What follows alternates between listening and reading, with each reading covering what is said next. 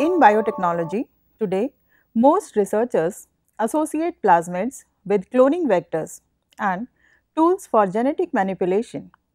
The truth is that plasmids can be naturally present in nearly all bacterial species, ranging in size from a few to more than 1000 kilobases, and can represent a large proportion of the whole bacterial genome. A plasmid is a small DNA molecule within a cell that is physically separated from a chromosomal DNA and can replicate independently. They are most commonly found in bacteria as small, circular, double-stranded DNA molecules. However, plasmids are sometimes present in archaea and eukaryotic organisms. Plasmids can provide their host with growth advantages. The traits specified by plasmids include antibiotic resistance, toxic heavy metal resistance, degradation of xenobiotic compounds, symbiotic and virulence determinants, bacterial introduction, resistance to radiation, and increased mutation frequency.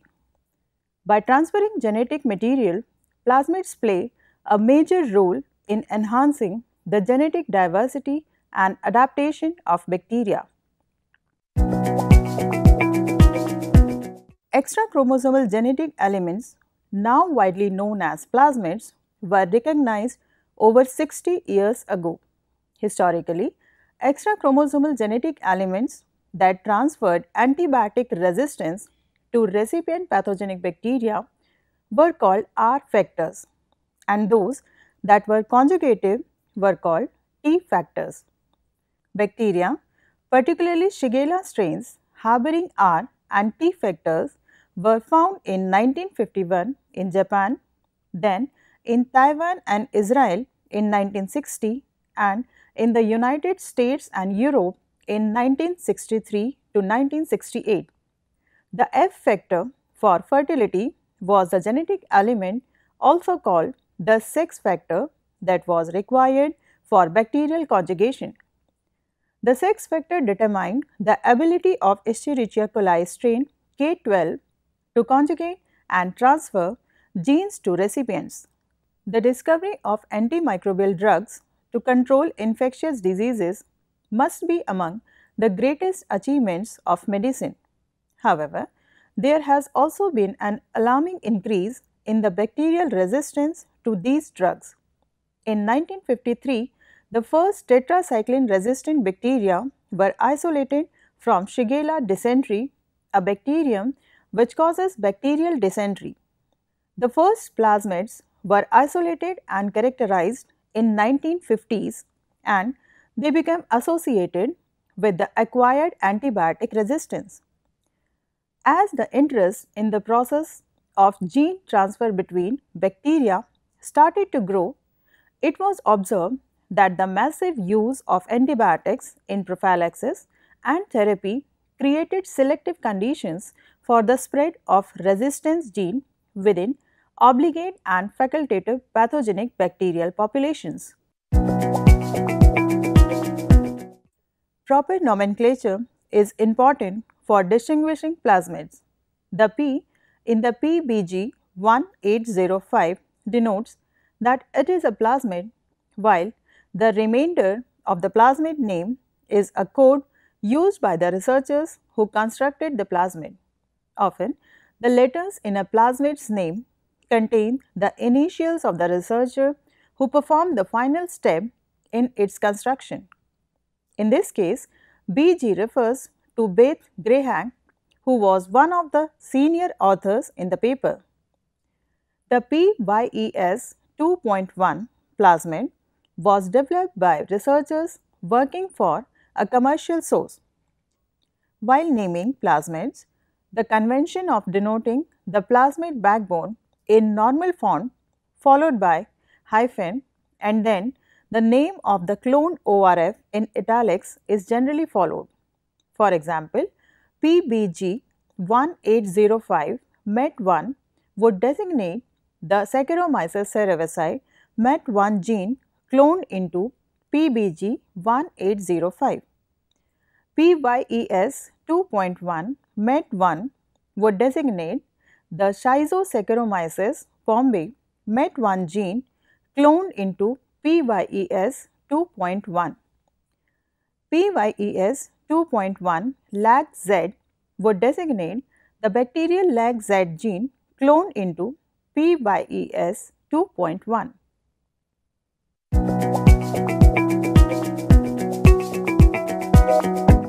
Plasmids can be broadly classified into conjugative plasmids and non-conjugative plasmids. Conjugative plasmids contain a set of transfer of TRA genes which promote sexual conjugation between different cells. In the complex process of conjugation, plasmid may be transferred from one bacterium to another via sex pili encoded by some of the TRA genes.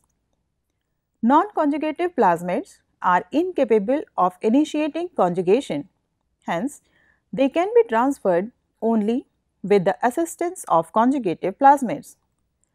An intermediate class of plasmids is mobilizable and carries only a subset of the genes required for transfer. They can parasitize a conjugative plasmid, transferring at high frequency only in its presence. Plasmids can also be classified into incompatibility group. A microbe can harbor different types of plasmids. However, different plasmids can only exist in a single bacterial cell if they are compatible. If two plasmids are not compatible, one or the other will be rapidly lost from the cell. Different plasmids may therefore be assigned to different incompatibility groups depending on whether they can coexist together. Incompatible plasmids normally share the same replication or partition mechanisms. Another way to classify plasmids is by function. There are 5 main classes: fertility F plasmid, which contain TRA genes. They are capable of conjugation and result in the expression of sex pili. Resistance R plasmids, which contain genes that provide resistance against antibiotic or poisons, historically known as R factors before the nature of plasmids was understood. Col plasmids, which contain genes that code for bacteriocins, proteins that can kill other bacteria. Degradative plasmids, which enable the digestion of unusual substances, example toluene, salicylic acid. Virulence plasmid, which turn the bacterium into a pathogen. Plasmids can belong to more than one of these functional groups.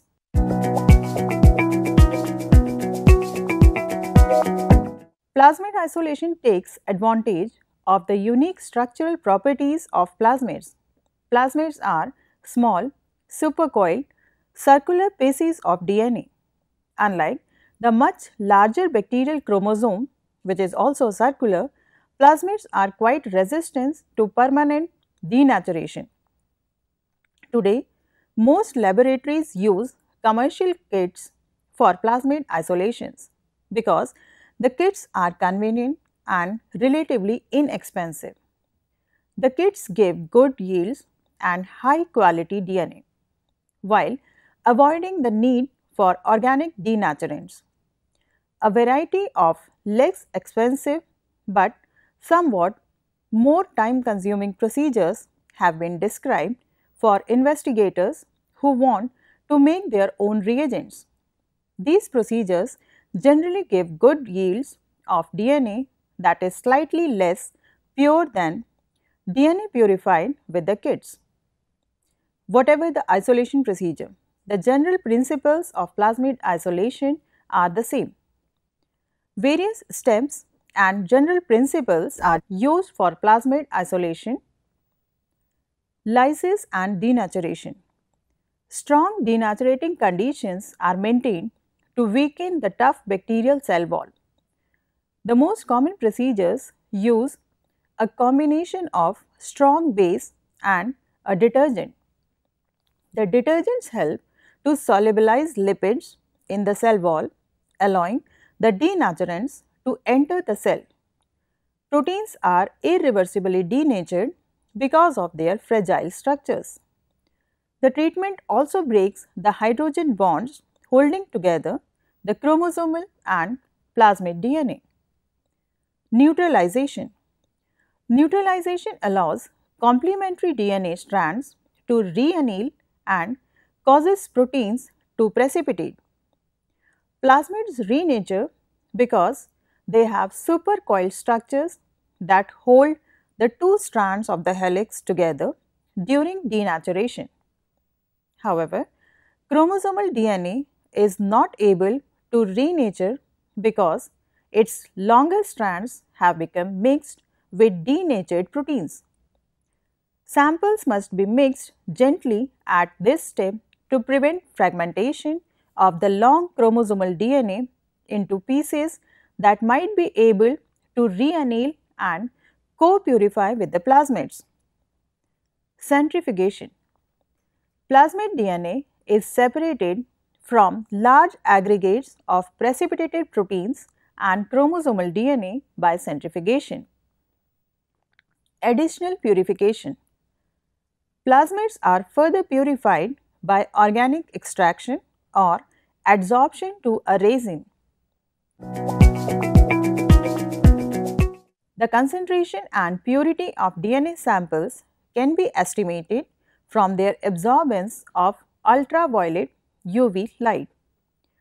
Nucleic acid absorb light strongly in the UV range with an absorbance maximum of approximately 260 nanometers, and A260 of 1 corresponds to approximately 50 micrograms per ml DNA. Proteins also absorb UV light due to their aromatic side chains, but much less strongly than nucleic acids. Proteins have a different absorbance maximum of approximately 280 nanometers, and A280 of 1 corresponds to 1 milligram per ml protein. Because of the differences in protein and nucleic acid absorbances, the A260 by A280 ratio of a sample is useful in determining the purity of a DNA sample. Pure DNA has an A260 by A280 ratio of approximately 1.8.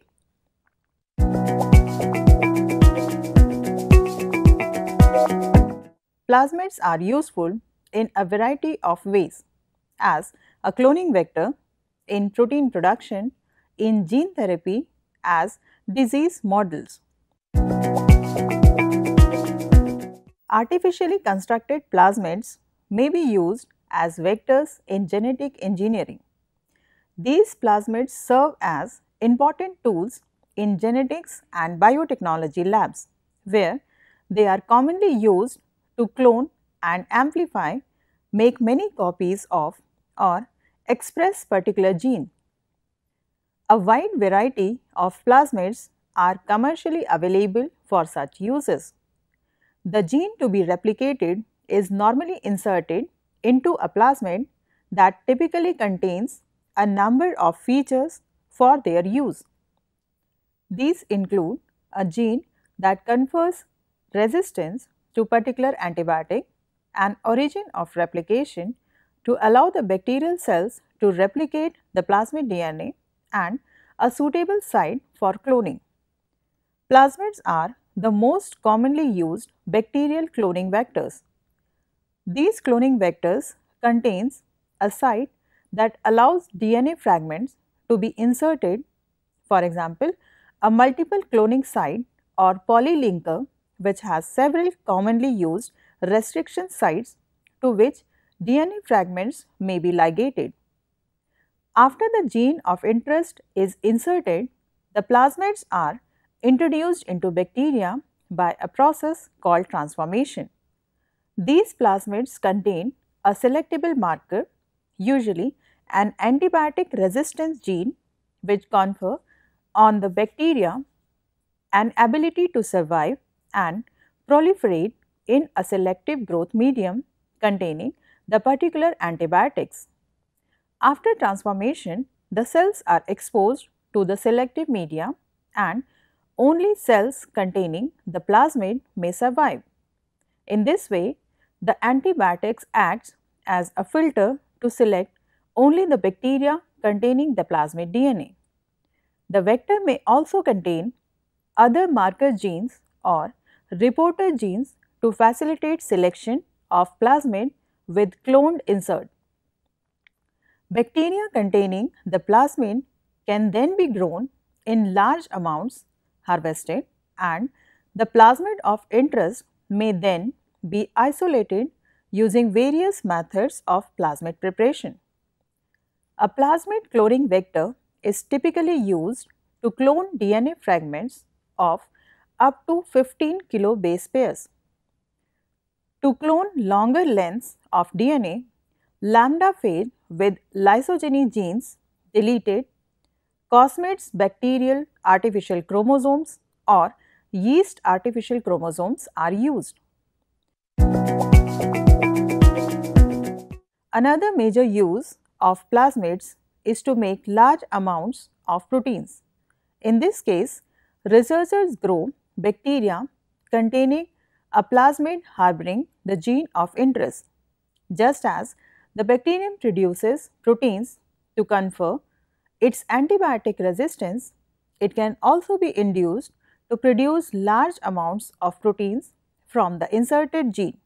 This is a cheap and easy way of mass producing the protein the gene codes for example, insulin. Plasmid may also be used for gene transfer into human cells as potential treatment in gene therapy so that it may express the protein that is lacking in the cells.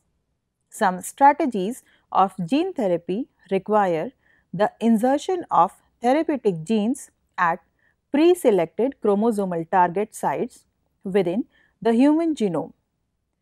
Plasmid vectors are one of many approaches that could be used for this purpose.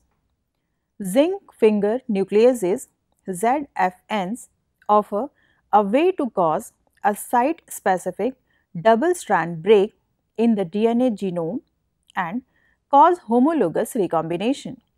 Plasmids encoding ZFN could help deliver a therapeutic gene to a specific site so that cell damage, cancer-causing mutations, or an immune response is avoided.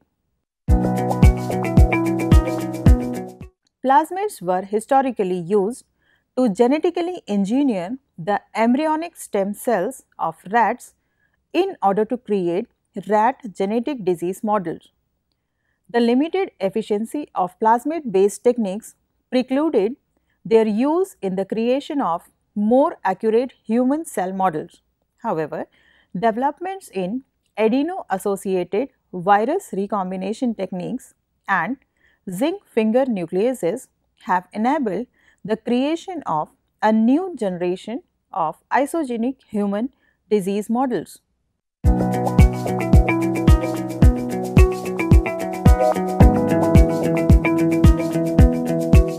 Plasmid DNA may appear in one of 5 conformations which for a given size run at different speeds in a gel during electrophoresis.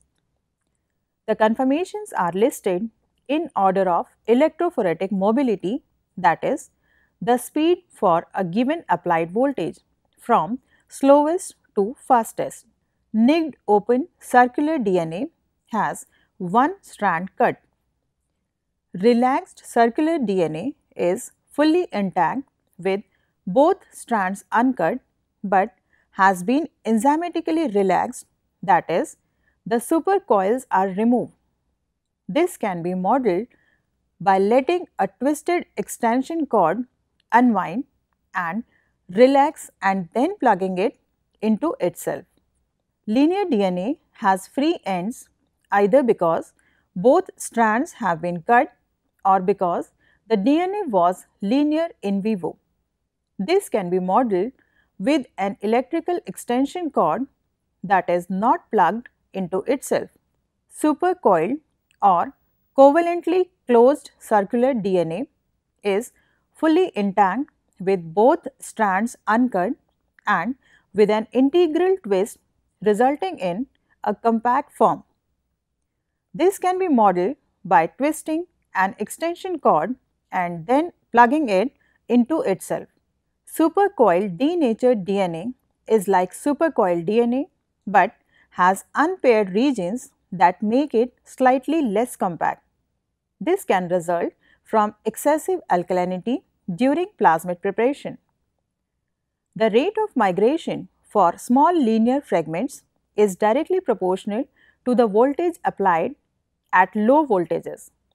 At higher voltages, larger fragments migrate at continuously increasing yet different rates. Thus, the resolution of a gel decreases with increased voltage. At a specified low voltage, the migration rate of small linear DNA fragments is a function of their length. Large linear fragments over 20 kilobases or so migrate at a certain fixed rate regardless of length. This is because the molecules reseparate with the bulk of the molecule following the leading end through the gel matrix. Restriction digests are frequently used to analyze purified plasmids. These enzymes specifically break the DNA at certain short sequences. The resulting linear fragments form bands after gel electrophoresis.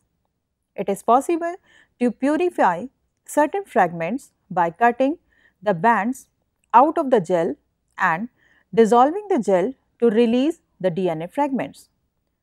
Because of its tight conformation, supercoiled DNA migrates faster through a gel than linear or open circular DNA.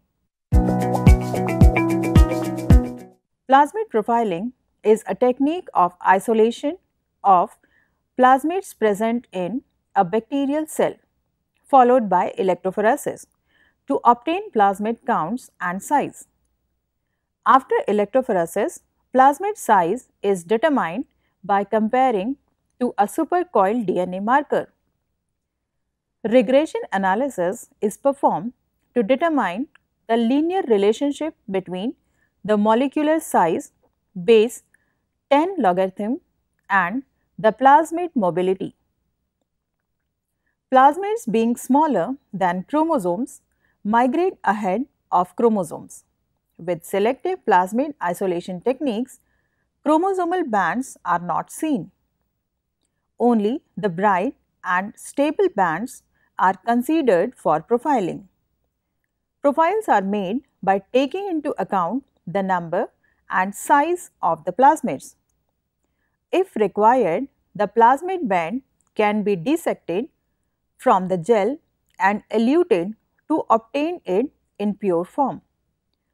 Analysis of plasmid DNA is obviously limited to plasmid containing strains.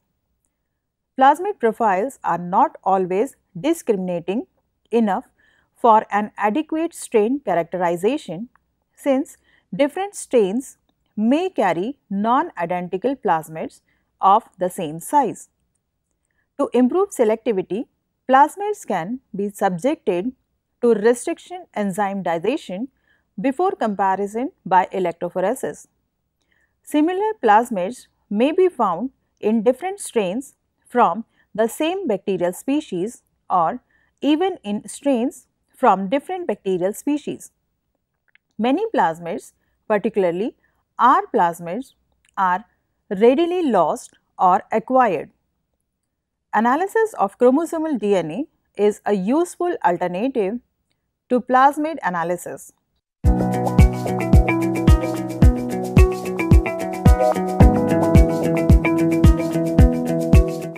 The set of sequences needed for autonomous replication of the plasmid or chromosome is known as replicon.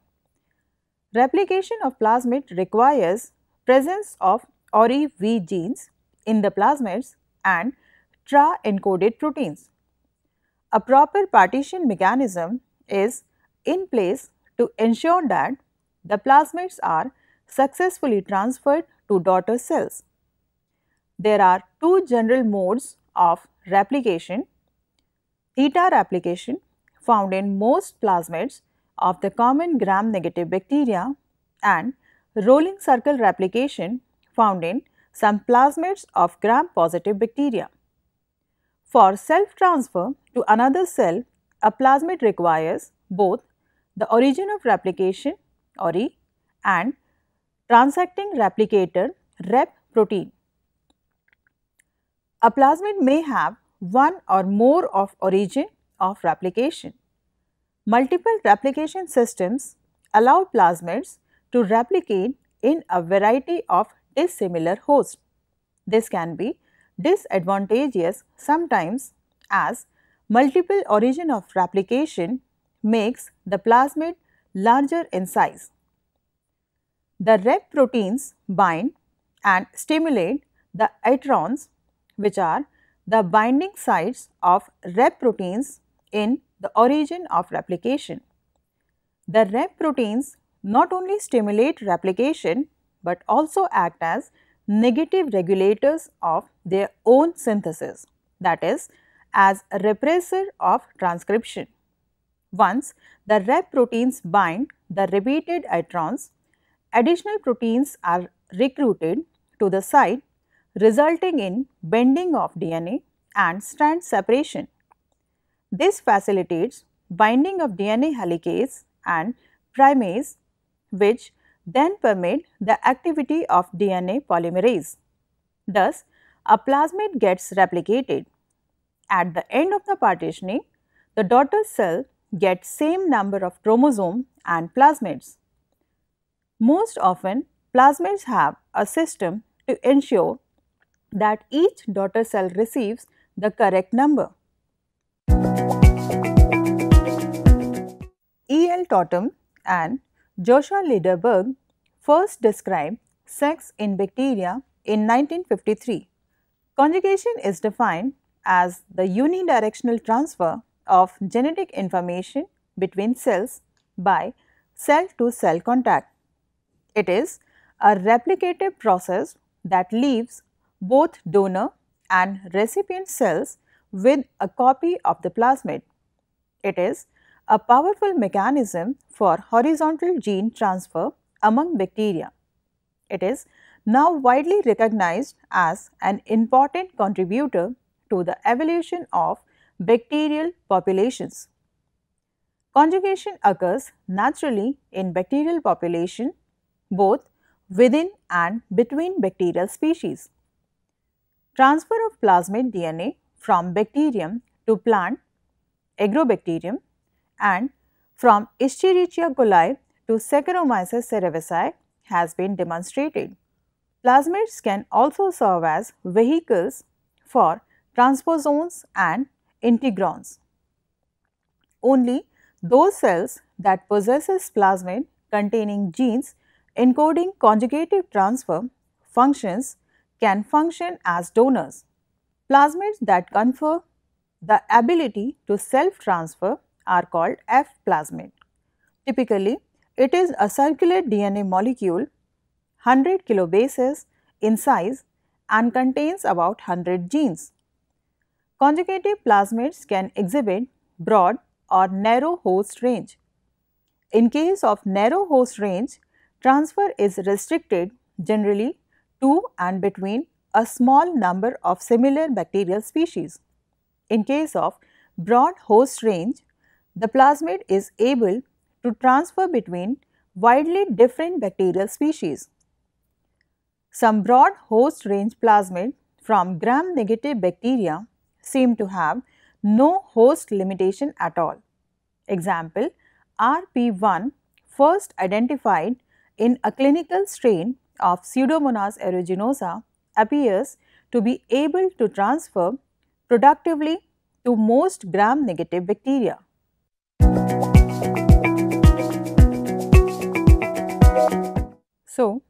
We have learned about the extrachromosomal DNA known as plasmids, their role and importance in bacterial cells. We have also come to know about nomenclature, classification, isolation and measurement methods for plasmids. We have also discussed the detailed uses of plasmids. I hope these topics are now clear to you.